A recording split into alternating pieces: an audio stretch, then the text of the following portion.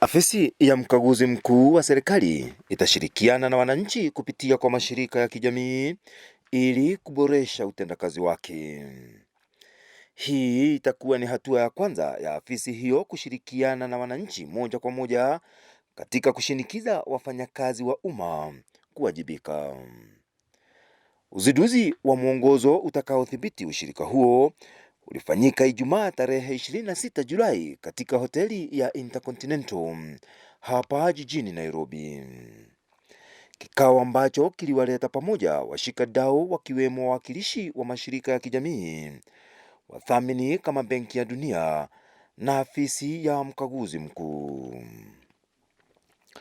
Naibu mkaguzi mkuu wa serikali David Gishana amechangia pakubwa katika mchakato mzima wa kushirikisha wananchi kwenye ukaguzi na alikuwa na yafuatayo ya kusema.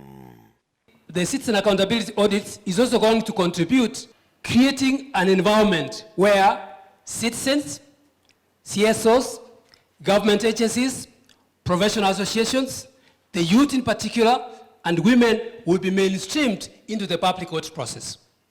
As you know it, many people have said in the past that audit reports are technical documents. But who is the audience? The audience is Wanjiku. How then do we mainstream Wanjiku into this process to ensure that these reports are simplified and made easy for their consumption and for their utilization, but more importantly, for implementation, which then makes audit recommendations effective and important. Crispin Oduol aliyeongoza kitengo cha ufundi katika kuandika mwongozo huo anahoji kwamba mfumo huo wa ukaguzi umetumika katika mataifa mengine na ukafua dafu. It is an entry point for the Office of the Auditor General to open governance partnership, very, very important. And from this engagement, citizens will actually be able to obtain value for money, and it will also contribute to enhancing public policy, because from citizen accountability initiatives, given the fact that we are not only looking at the finances, but we are also monitoring, looking at other aspects. For instance, the implementation of our national values. The findings of such an initiative, for instance, in the delivery of services, would highlight or bring out some issues that might be, for instance, impacting on uptake of health services in a particular facility or in a particular county, which require policy attention. And this might not necessarily be mismanagement of resources. So that kind of information would be very, very critical for the policy makers. Citizens, many a times, engage in the budget process. And I also want to drop in the role of the media here. Why the citizen maybe engage a lot in that is because the media actually highlights a lot around the budget process. We've also seen of late the media highlighting a lot around the findings of the reports of the Office of the Auditor General. So the role of the media in ensuring that this framework succeeds is very, very important. And if you read the framework, there's also the issue of partnership with the media. So what is emerging, and as we move forward, what we are realizing is that we can no longer actually use the budget as the indicator of the quality and quantity of services that we receive. We are seeing budgets being developed. Then we are also seeing issues around implementation of the budget and the management of the resources. And this is where the framework wants to bring the citizen in terms of making follow-up, not only of the findings of the reports from the audits by the Auditor General, but follow-up on the management of resources through oversight. So with that, I thank you very much. Akiongea katika uzinduzi huo, mkaguzi mkuu wa serikali Edward Ouko alisema kwamba ushirikiano huo utamboresha ripoti za ukaguzi na kuimarisha utendakazi. As I leave office, I'm leaving office next month.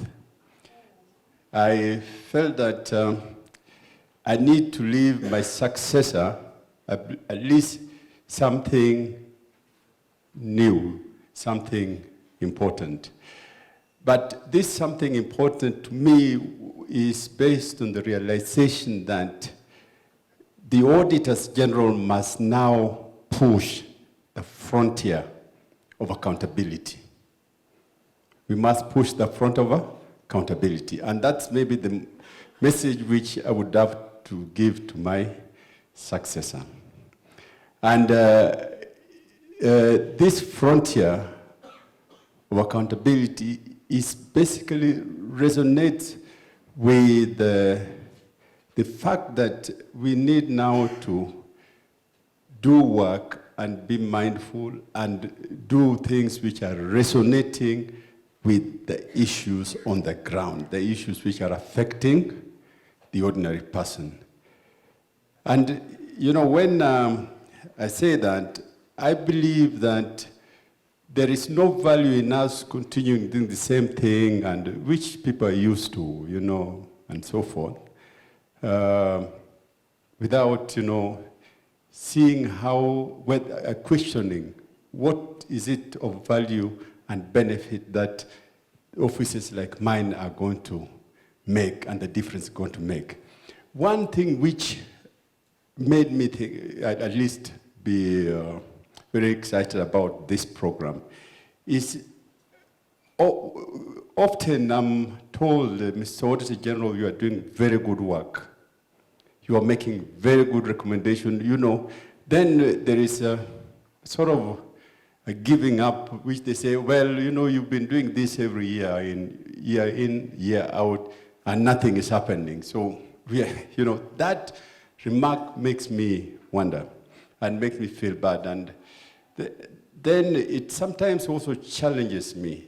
Okay, I do my work and leave it to the parliament to oversight and all that.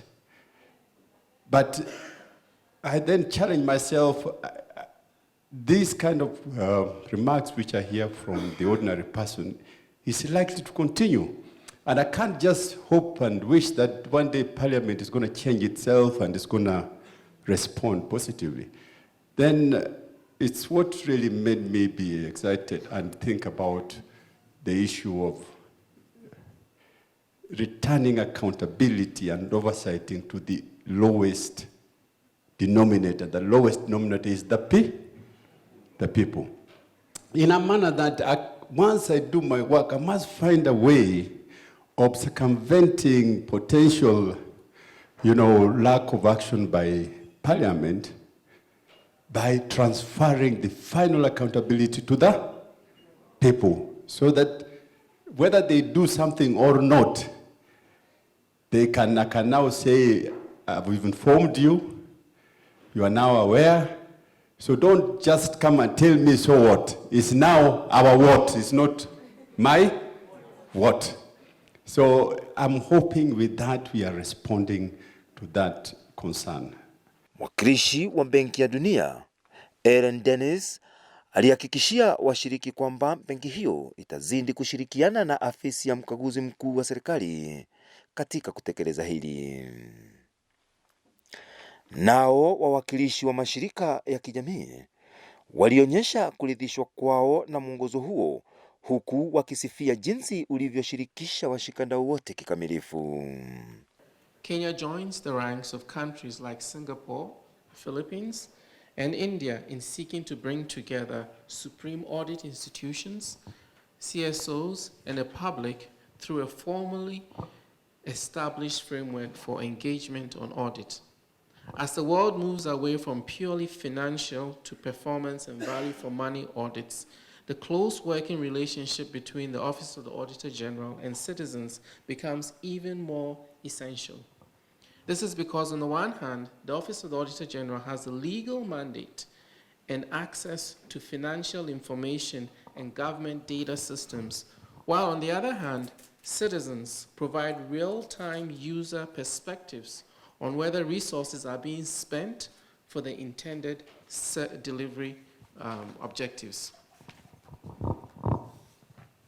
The World Bank has already taken the step at piloting some of these approaches through some of our existing projects with the government of Kenya. Example, the Kenya Climate Smart Agriculture Project and the National Agriculture and Rural Inclusive Growth Project.